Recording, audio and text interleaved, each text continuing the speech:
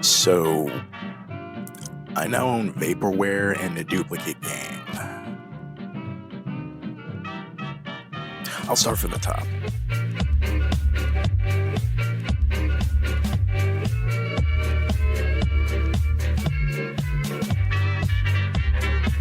This is One Night Burlesque, a rather nice visual novel that tells the story of Holly Whispers, a talented dancer at a burlesque club who has to be living what I think is one of the most terrifying experiences akin to self-torture. Having telepathy and the need for dance at a burlesque club, so she can hear everything that these people are thinking about her and her friends, unless she takes her pills. In this world, mind reading, or HPSD, is so widespread as an ability and affliction that there's medication for it and cops use it for law work. You can imagine how this can and does go wrong.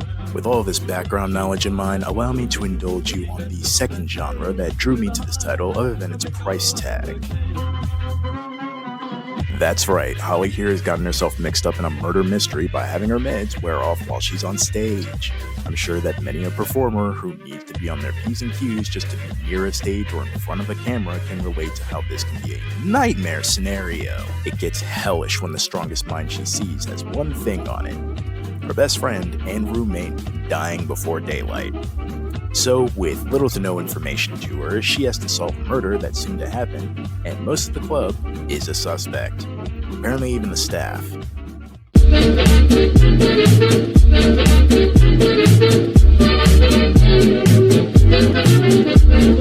While yes, this is a game with multiple endings, those endings mostly amount to how you view the evidence and who you decide to point the finger at by the end, so that way the tabloids know who to blame. The interesting part is the rather speedy build-up to that moment. In the game's timeline, there are but 4 shows at the top of 4 hours before the midnight swallow, Liz, gets fired. So each passing chapter gets you closer and closer to that moment, and even emphasizes the stress and tension that one can feel and will feel as midnight draws near. In between each show, you're to take a small dose of your pills to fix any lingering psychokinetic distortions you bring upon yourself by poking around in people's heads. Using your powers makes the world around you glitch out in ways that can only be reversed by the meds, which Holly can take a half dose to better control her abilities instead of going around hearing all the stuff that people scream out in their heads. This never becomes a narrative factor. The way she goes about reading minds is to clue into an emotive flow from a person, provoking an emotion or hinting at a memory she wants info about, and then she can focus in on that thought like a radar until it's projected into her mind like a vision. This is done most times in the story within almost a fraction of a second. However, the other times you can get caught in the act either by the resident detective or just someone wondering why you just suddenly stop mid-sentence. Although reading isn't just broken up by the tuning fork sim either, you mix drinks and cosplay a metronome for your first and only show of the night. It's all a rather nice little package, being honest. There are even art books that let you see the development of the game rooms and characters, even seeing their silhouettes change as their eventual character comes into view. So I'm gonna be straight, I can see why people like these stories.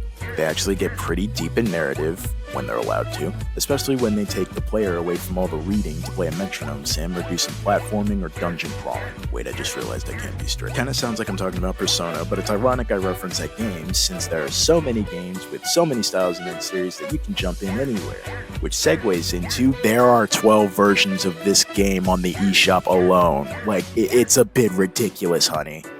Especially since I beat the game twice within about 3 hours, rounded up. The happy version was the one I ended up passing over while looking through the deals tab. First off, WoW just flat out admitting what this game is with that one, since you went through Deluxe, Platinum, Ultimate Extended, Special Premium, Legendary, Complete Definitive, Game of the Year Edition, Director's Cut, now featuring free art books that were always free. First I was wondering the obvious question here, seeing as I was a Smash player who fed into the joke of my Shironui not getting into Smash because of her chest size. Among other reasons. That question being, why is this on the eShop? Not gonna lie, skipping past the fact that the game wants you to stare at it and go, ew, in various tones from the range of, damn, she's hot too. Damn, she's got that stuff on. There's quite a bit of actual reading to do. So aside from the fact that little Tobias's eyes should be far away from this type of stuff until they turn 18, Why is this on the deals tab for $2, and why are there so many different versions of this game? The hell did I pack into my Switch? Is this why people find slow button mashing fun? I needed answers. Not so much on that last one, and I got them all right. Attention, a red deer has been detected within your games.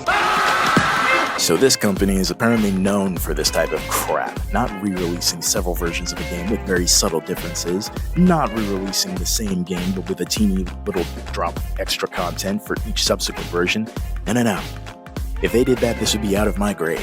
All of these versions I mentioned, including the happy version that I have, don't exist. They don't freaking exist.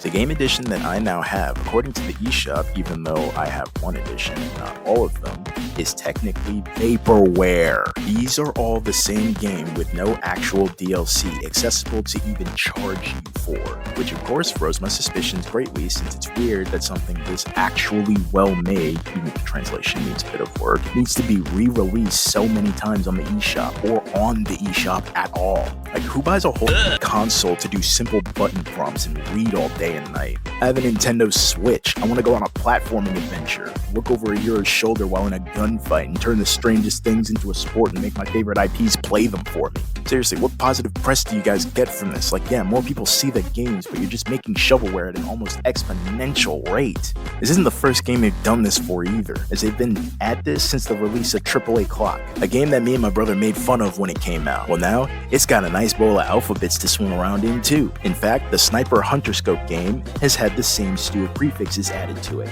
And that is just a phone game where you just tap heads. Look, if I wanted to play Major Mayhem, I'll go re-download Major freaking Mayhem. These guys have got to be one of the bigger contributors to the amount of slop on the eShop. All these different game versions don't exist outside of the eShop, and they only have these crappy banners on the top into the thumbnail that I honestly could do my damn self in Ibis Paint X.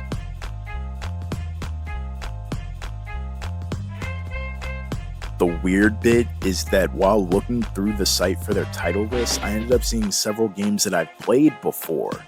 And sure enough, Cyber Protocol, Inukari, and Mini Island Challenge all now have multiple store pages that I don't remember being there, with multiple content bundles that honestly irked me as a retail employee and retail consumer. I was thinking that if I kept these titles in mind, they'd be the only ones with content bundles that would make sense, but wow, was I fucking wrong good.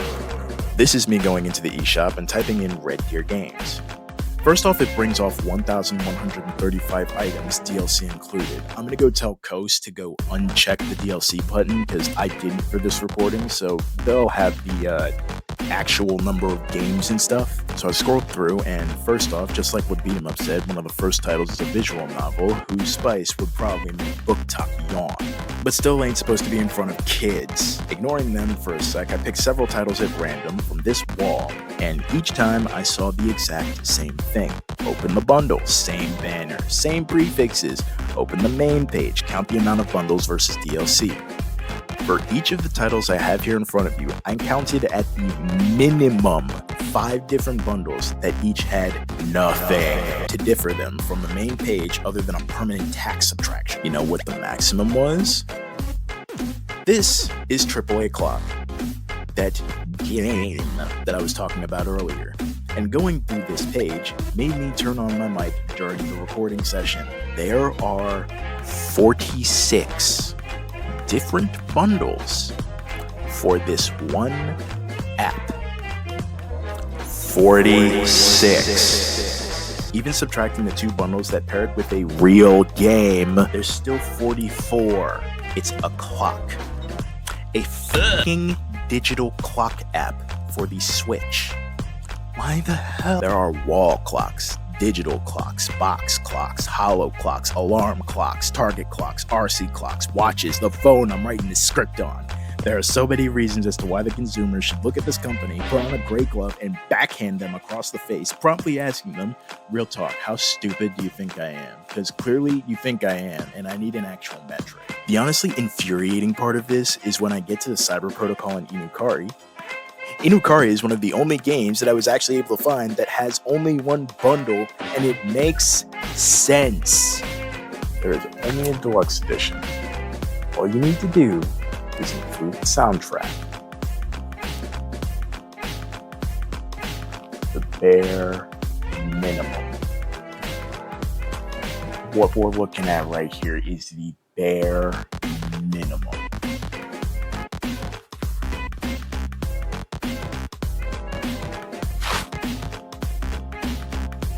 I went through so many of these titles.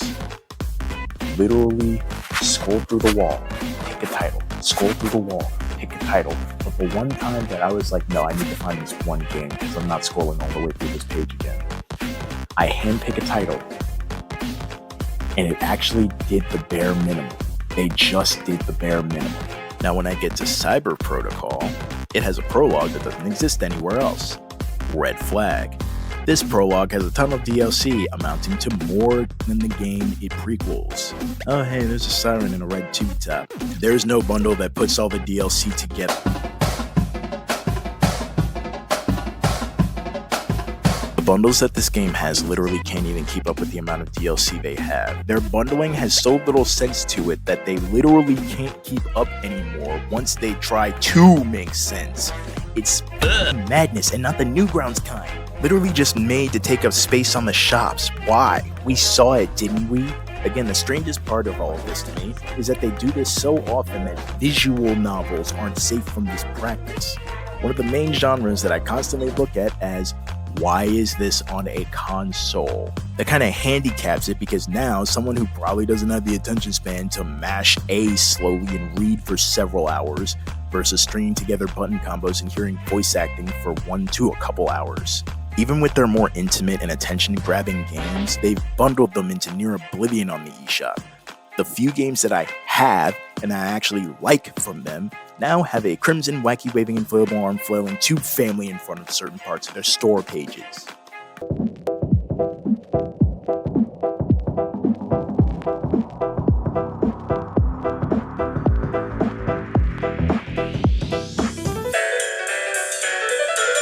I now need to inject a section into my own script as the situation has gotten worse. This is Cyber Protocol, a simple puzzle game that grows more difficult as you play. You play as a hacker who does so by sliding this brick around and collecting coins. This is the prologue of Cyber Protocol, where you play as a hacker who slides this brick through the net to rescue a comrade in trouble. Those didn't sound too different, did they? I thought that these were just new level packs where they just jumble around some parts of the level assets or just jumble around some full-on level assets and give you more hazards to deal with, which would be, again, since it seems to be the theme of this video, the bare minimum for a prequel. The fact that it's a fraction of its sequel makes you want to give it a try. Especially with all that DLC it was able to get. Strange letter to end off on. Maybe they got more planned. Honey, don't be fooled. Not only are these the exact same game, all those DLC packs Are the individual level packs for the first game? They literally unpackaged the whole game and resold it to me under the guise of it being a prequel with more difficulty and more things to do. This is literally one of the most unacceptable practices that I think I could find. Honestly, it almost feels like a sign of the times that this is currently on the eShop as we speak, because it's damn near false advertising. It's one thing for a company to make shovelware and toss it onto a storefront. That's whatever. It's another thing to make multiple store pages for a game so people get spammed the same game for almost no actual deal. That's scummy. It's a whole nother for you to deconstruct a game that you already sell on the shop by zone and resell each zone individually for an added up price that is more than the original was, even locking the player out of the in-game soundtrack player. That's damn near false advertising. They didn't even go to the devs to have them shuffle around some assets or change the avatars you can get, change the menu colors or anything that was advertised in the store page. The store even advertises these different backdrops that come with some of the levels, which I saw on none of the actual game while playing, because they need to be unlocked through actual play, not bought from the store. Imagine someone actually thought this game was fun and maybe wanted to get into the story of it since it's a fun little puzzle game. Me. It's me. Me, damn it. It was me. I was that person. I like simple games like these that ooze style and are easy to pick up. It even dips into the cyberpunk aspect, which I like that as a concept, to be honest. So finding out that this is just the same game with an intro cinematic on stream, live, just kind of broke something in me. I don't know why it is that this was done to a game that I actually like, and now it makes me shudder at what they probably have planned for the multiple Steam releases of Mini Island Challenge, since again, that game is actually simple and really fun, has multiple versions where you get different characters, and doesn't need to be pumped up by having Red Deer rip the thing apart and just to sell it to you in pieces like a rip-off version of Castlevania 2. Oh dear, I'm pulling out AVGN and a re-res at the same time! I never thought that when I had this eShop show in the background of my channel for playlist reasons that I would end up making a full episode on a publisher. I just thought that this was some small scale thing where there was like just a bunch of titles with like 5 bundle packs tops that Rubik's Cube up the DLCs for profit reasons. Instead, I saw some eShop behavior that I already know wouldn't fly in another game store. Valve would gravity gun them into the next dimension if they did this on Steam. Epic would send the full force of the storm at them. Pretty sure if you did this on the Xbox store, their CEO would probably ask if you need help or who your emergency contacts are, because this looks like you need help. This looks like a cry for help. Sony's PS store may be unlawful and full of slop itself, but I'm pretty sure that RedDeer doesn't want this to be the reason why Kratos goes to break an entire publisher, making this the second reason why he doesn't like to think about breaking out of his games again. Hi, it's 1:15 and I have to go to work in a little bit. I'm still kind of stewing about this while I, get ready for that. Also, I finished writing this script at 3 in the morning, so, there's that too. Not gonna lie, I thought there was this secret business loophole where publishers could make their games cost less while still making a profit, or something funny like that. But yeah, instead I got a combination of Vapor and Shovelware. Not only for the title either, I was practically trying not to yell into my mic when I was recording, since again, it was 2 in the morning, so hopefully that comes through on my mic. I didn't feel like putting the windsuck on my microphone, so it might sound booty anyways. I was just so lost that this was done to a point that when I look up the estimated amount of games on the eShop, only to see that these games have a 1/5 of the advertised store pages according to Nintendo's slogans. Plus, they already decided to configure a way around whatever rules are implemented to keep devs and publishers from putting the same game up multiple times. Because this has got to be some kind of exploit to the shop. Cyber Protocol, Prologue, and Cyber Protocol are the exact same game. Some little intro animation that probably was in the Cyber Protocol anyways, and chunking out all of the level packs doesn't make it a different game. Share this video to anyone who deal hunts on any platform. I only did this for the eShop and Steam, to be honest. Like it so that it can be seen in the algorithm too. Not gonna lie, I only have a Switch at the moment, but I really don't want to see this become widespread between several platforms. I feel like we already had enough from Banana. Comment down below anywhere else where you may have seen this type of behavior before. I know this type of stuff isn't illegal, but it might as well be warned of. It can go from being a slight nuisance to a rather big annoyance, as we've seen. And until whenever I post next, I think this is probably the closest my channel ever gets to posting a commentary video right now. I don't know how to feel about this information. Wow, get to know that attempting devil's advocate for a few titles I like left me out $8. And now there's several updates on games that make them way harder to play.